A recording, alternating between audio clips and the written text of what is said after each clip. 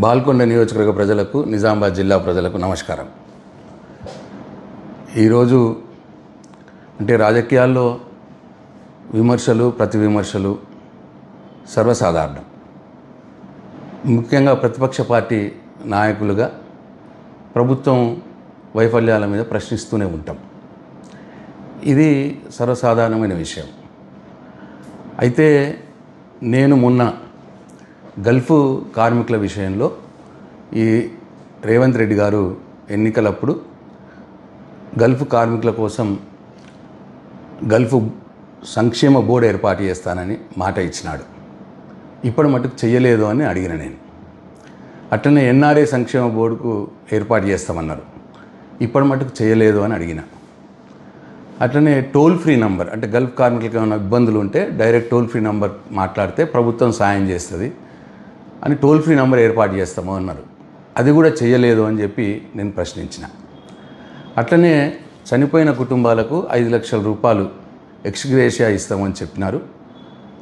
ఇంకా చాలామందికి ఇవ్వాల్సి ఉన్నది, కొద్దిమందికి ఇచ్చిండ్రు అని చెప్పిన నేను.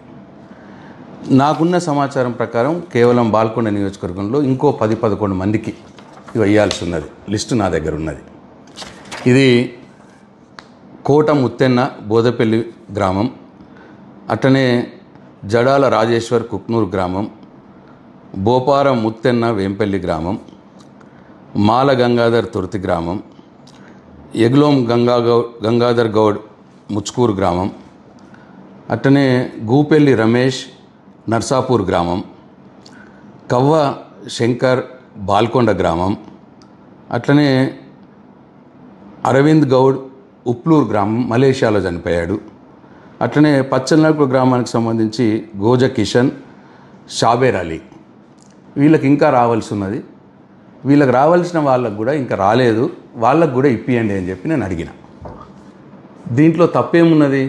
ప్రతిపక్ష నాయకుడిగా, ప్రతిపక్ష పార్టీ ఎమ్మెల్యేగా నా బాధ్యత ఇది. ప్రభుత్వాన్ని ప్రజలకు ఇచ్చిన మాట నెరవేర్చమని అడిగే బాధ్యత నా మీద ఉంటుంది. రేవంత్ రెడ్డి గారు అనేక హామీలు ఇచ్చినారు, హామీలు అమలు చేయట్లేదు, ప్రజల్ని మోసం చేస్తూ ఉన్నాడు అని చెప్పిన. దానికి మానాల మోహన్ రెడ్డి గారు నా ఇంటి మీదకి ముట్టడికి వస్తా అని చెప్పి మొన్న సవాల్ విసిరినారు. నా ఊరికి వస్తా, వేల్పూర్కి వస్తా, నీ ఇంటి మీదకి వస్తా అని చెప్పి సవాల్ విసిరినారు. ఇవాళ కొందరు కాంగ్రెస్ కార్యకర్తలు వచ్చి నా ఇంటి మీదకి కూడా వచ్చినారు, నా ఇంటి మీద దాడి చేసినారు. అయిపోయింది. ఇప్పుడు మానాల మోహన్ రెడ్డి గారి కడుపు చల్లబడ్డదా? ఇప్పుడు నా ఇంటి మీదకి దాడి చేస్తే ప్రజలకు వచ్చిన లాభం ఏంది? ప్రజలకు ఒరిగింది ఏంది?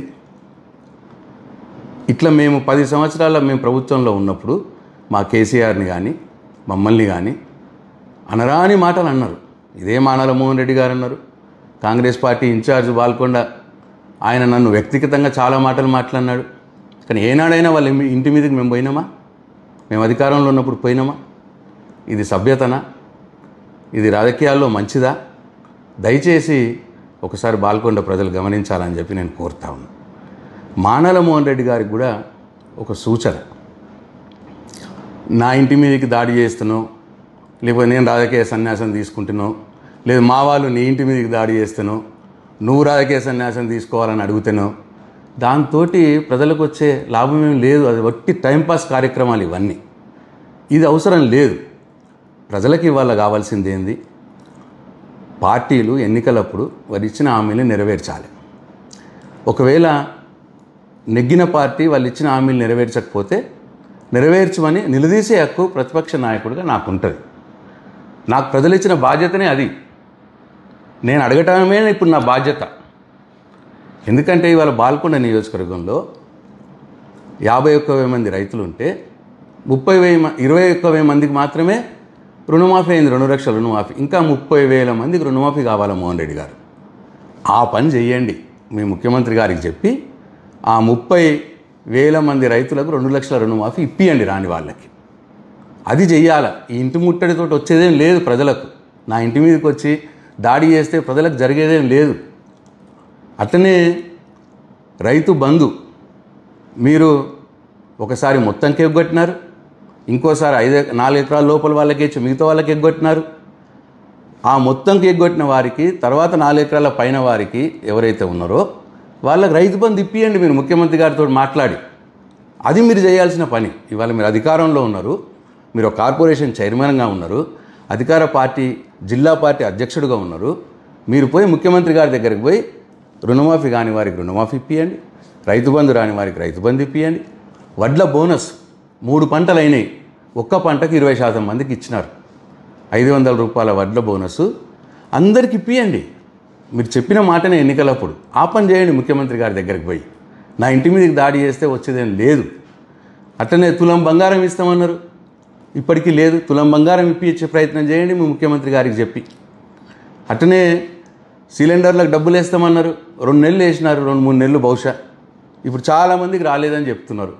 ఆ రాని వాళ్ళకు కూడా ఇప్పియండి, సిలిండర్ డబ్బులు ఇప్పియండి. 4,000 పెన్షన్ ఇప్పిస్తామన్నారు, 2,000 కాదు 4,000 ఇప్పిస్తామన్నారు. బీడీ కార్మికులు వేటి చేస్తూ ఉన్నారు 4,000 ఎప్పుడు వస్తుందా అని. పెద్ద మనుషులు వేటి చేస్తూ ఉన్నారు 4,000 పెన్షన్ ఎప్పుడు వస్తుందా అని. వాళ్ళకి పెన్షన్ ఇప్పియండి, 4,000 పెన్షన్ ఇప్పియండి మీరు ముఖ్యమంత్రి గారికి చెప్పి. ఇట్లా 2,500 ప్రతి మహిళకి ఇస్తామన్నారు. వాళ్ళు ఎదురు చూస్తూ ఉన్నారు 2,500 ప్రతి మహిళకి ఎప్పుడు వస్తుంది అని. వాళ్ళకి ఇప్పియండి 2,500 మీ ముఖ్యమంత్రి గారికి చెప్పి. ఇది నా సూచన. నా ఇంటి మీదకి దాడి చేస్తే, నా ఇంటి మీదకి మీ కాంగ్రెస్ పార్టీ కార్యకర్తలను ఉసిగొలిపితే వచ్చేది ఏమీ లేదు. దాంతో ప్రజలకేం లాభం జరగదు. మీరు అధికారంలో ఉన్నారు, అధికార పార్టీలో కార్పొరేషన్ చైర్మన్గా ఉన్నారు, మీరు జిల్లా పార్టీ అధ్యక్షులుగా ఉన్నారు. కాబట్టి ఇప్పుడు నేను చెప్పినవన్నీ కూడా మీ ముఖ్యమంత్రి గారికి చెప్పి ఇప్పించే పనిలో ఉండండి. అది నిజమైన పని. నా మీదకి దాడి చేసుకోవడం నిజమైన పని కాదు. అది నా బాధ్యత. డెఫినెట్ అడుగుతా. మీరు ఎన్నిసార్లు నా ఇంటి ముట్టడించినా, నా మీద ఎన్నిసార్లు దాడి చేసినా, మీరు ప్రజలకు ఇచ్చిన హామీల్ని నేను నిలదీస్తూనే ఉంటా. ఇవ్వాలి అని చెప్పి నేను ముఖ్యమంత్రి గారిని విమర్శిస్తూనే ఉంటా. ఇది నా బాధ్యత. ఇవాళ ప్రతిపక్ష నాయకుడిగా నా బాధ్యత నేను నిర్వర్తిస్తూనే ఉంటా. మీ దాడులకు నేను భయపడిపోయి నా బాధ్యతల నుంచి నేను తప్పుకోను.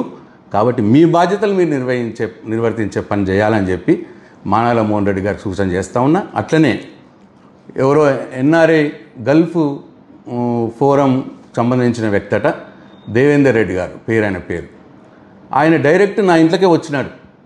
ఫస్ట్ ఫ్లోర్కి ఎక్కినాడు. ఎక్కి అక్కడ మా తమ్ముడు ఉంటే మా తమ్ముడిని కొట్టబోయినాడు. అక్కడ గొడవ చేసినాడు. అవసరమా అది? నేను అడిగింది కూడా గల్ఫ్ కార్మికుల కోసమే కదా నేను అడిగింది. దేవేందర్ రెడ్డి గారు, నేను అడిగింది మీరు సంక్షేమ బోర్డు ఏర్పాటు చేపియండి అని అడిగాను. మోహన్ రెడ్డి గారిని, ముఖ్యమంత్రి గారిని అడిగాను. టోల్ ఫ్రీ నంబర్ పెట్టండి అని అడిగాను. ఇగో ఇంకా రానివారు ఉన్నారు, ఈ రానివారికి కూడా 5 లక్షల ఎక్స్గ్రేషియా ఇప్పియండి అని చెప్పి అడిగాను. దానికి మీరు గల్ఫ్ సంక్షేమ బోర్డు సభ్యుడిగా నన్ను అభినందించాల్సింది పోయి నా ఇంటి మీదకే మీరు దాడికి వస్తే ఇది ఏమాత్రం న్యాయము, ఏమాత్రం సబబు? కాబట్టి నా బాల్కొండ నియోజకవర్గ ప్రజలు, నిజామాబాద్ జిల్లా ప్రజలు ఆలోచించాలని చెప్పి నేను కోరుతా ఉన్నా. జై తెలంగాణ, జై కేసీఆర్.